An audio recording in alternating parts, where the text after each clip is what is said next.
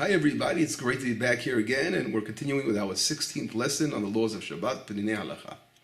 Today we're going to talk about Shabbat food preparations. And we'll begin by a verse, it says in Isaiah, Yeshayahu Navi, Isaiah the prophet, chapter 58, verse 13.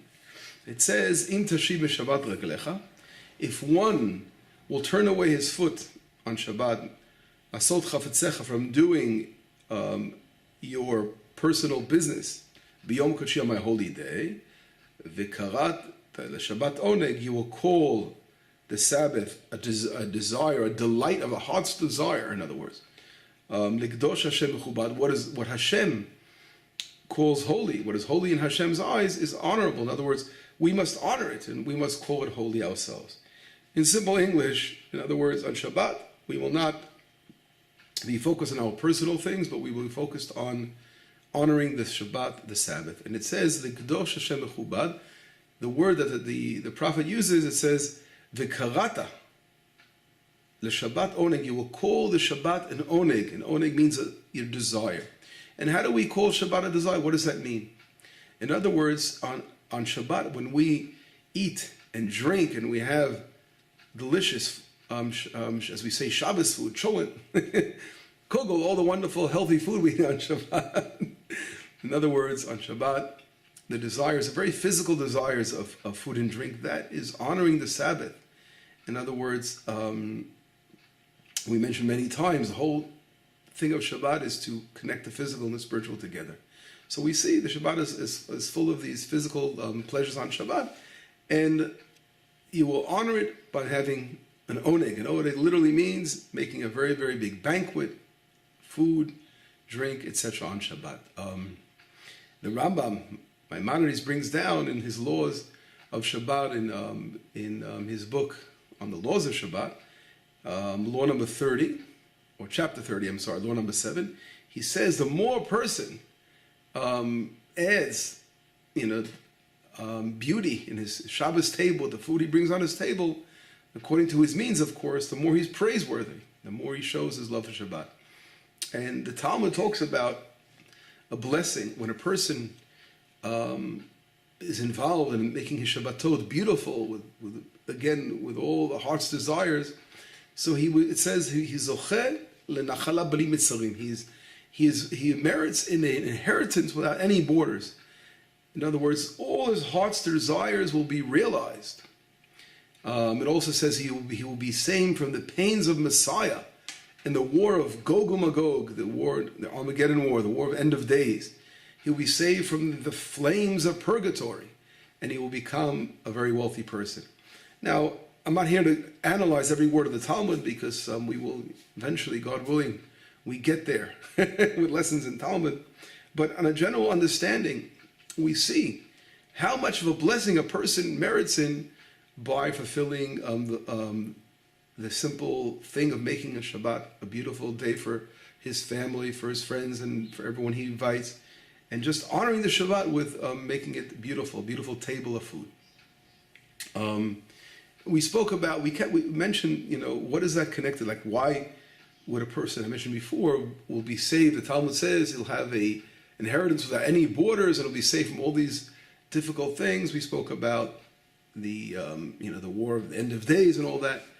Let's try to understand a little bit. I mentioned we're not going to study the Talmud here, but we're going to go into a little bit understanding of what this means regarding the Shabbat.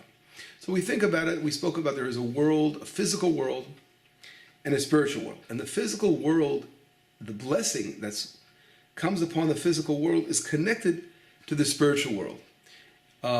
When a person, lives a life of spirituality, then he's literally a person who's living. His life has meaning to it, right?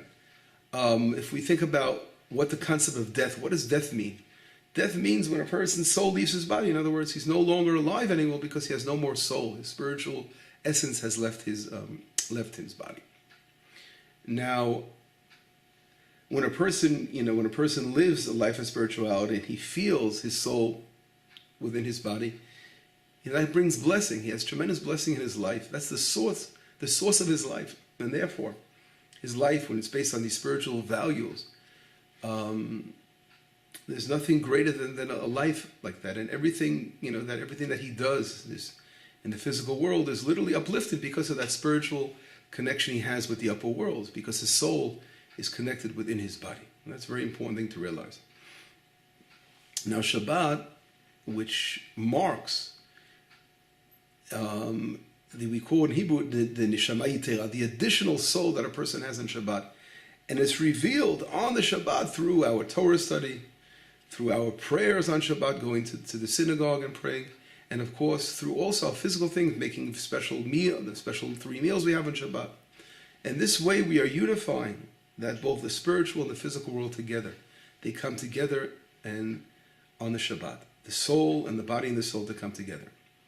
And therefore, when a person delights on Shabbat, that is why we're saying he is a zocha, he merits an amazing blessing of we spoke about before.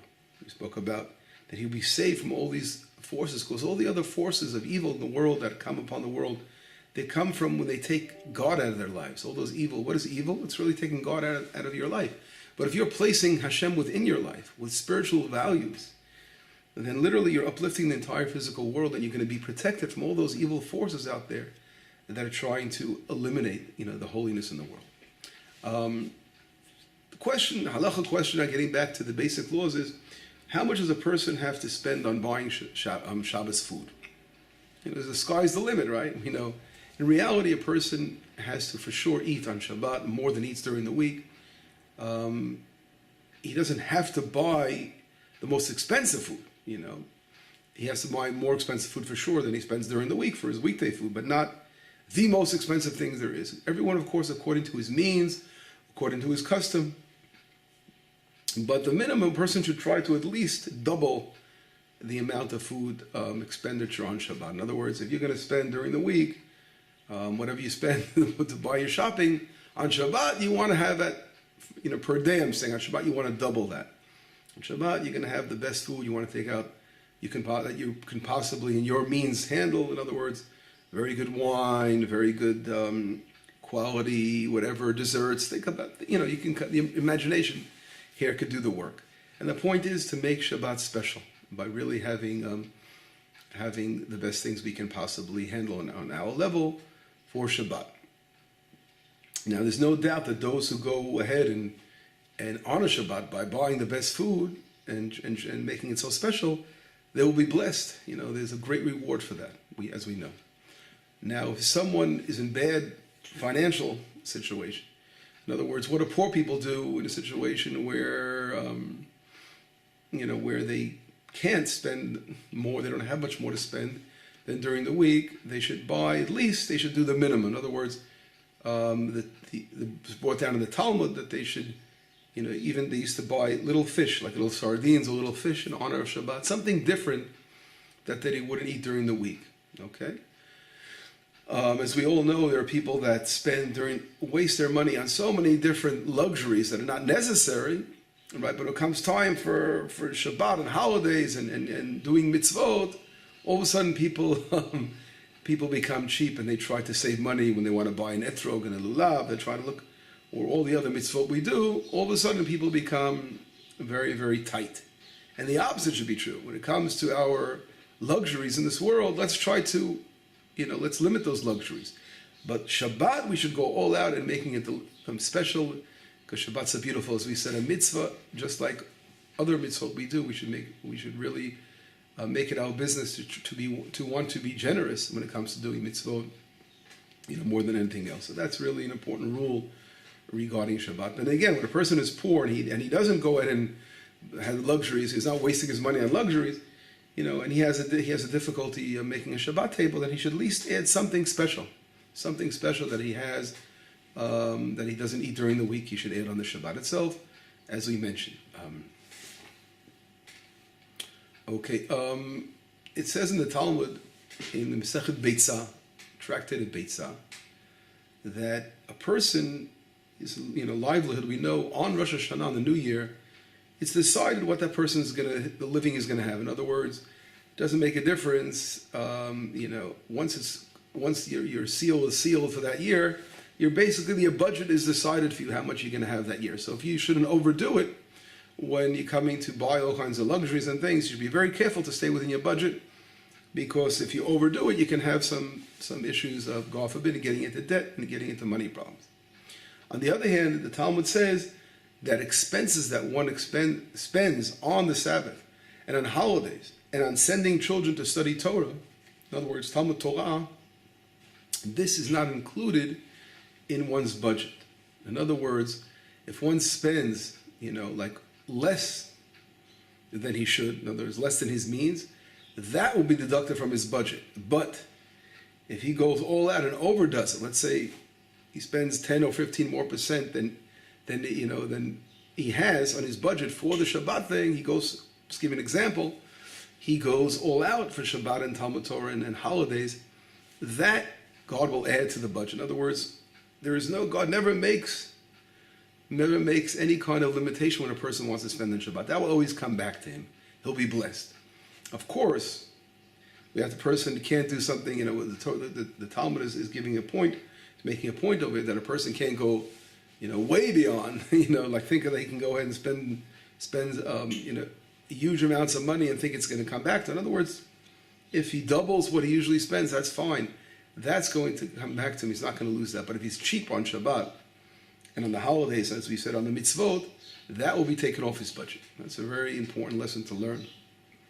Now, if a person is in a really, really bad situation, that he doesn't have any money to buy food on Shabbat, in that situation, he should borrow. A person who has to make a Shabbat, he doesn't have money to buy wine, he should go out actually literally and borrow money.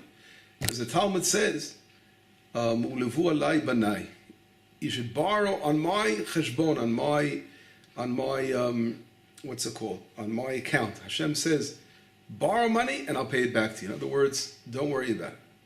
If you don't have money to make a Shabbat, go borrow yourself money, make a beautiful meal, and I'll see to it that you'll get the money back. Now, of course, there's also a rule in the Talmud, we should add this, that a person does not rely on miracles. In other words, if the situation is really, really bad, and he is not going to be able to pay back the loans, in that situation, he shouldn't borrow money. If a person knows that he can't pay the money back, then that's a very bad thing. It's considered someone evil. If someone doesn't pay back his loans, he's considered an evil person. So you're not allowed to borrow money when you don't see any logical way knowing that you can pay it back. How could you take money from someone else if you can't pay that loan, back?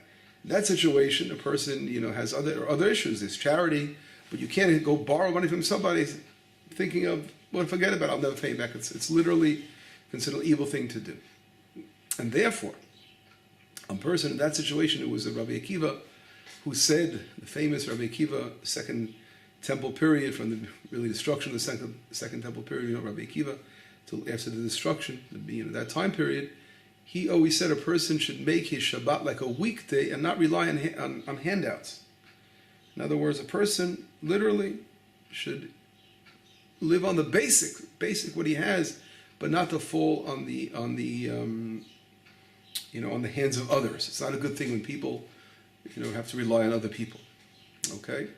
Now, if a person reaches this level where he doesn't want to rely on others, obviously, Hashem will eventually bless him and he'll get out of the situation. It's not good really to go ahead and start living your life based on handouts, all those kind of things. It's not a good way to get into. You should try to get yourself out of a situation. A person having money issues, money problems, should work and try to get out of it. Not, again, rely on all kinds of handouts. And that's really what Rabbi Akiva says. When a situation comes along where a person is very poor and he can't make a decent Shabbat, make it like a weekday. In other words, eat the simplest things in the world so you don't have to rely on others. And God will eventually bless you, he says, and bring it and give it back to you. Now, we should mention if a poor person already is receiving charity and to Lord, for different things in his life, and he's relying on charity, we call, what's the word used here in translating to English? Like a person who relies on social benefits, social benefits from the from the government or from the town he lives in, from the place he lives. There are certain, there are certain gufim. In other words, there are certain organizations that take care of the poor and help them. So in that situation, of course, if he's receiving benefits from other things, Shabbat should be number one. He use the help he's getting for making his Shabbat a decent Shabbat and not make it go off it like a weekday. So that's some important rules about the laws of Shabbat. And God willing, we will continue with our 17th lesson. See you all soon.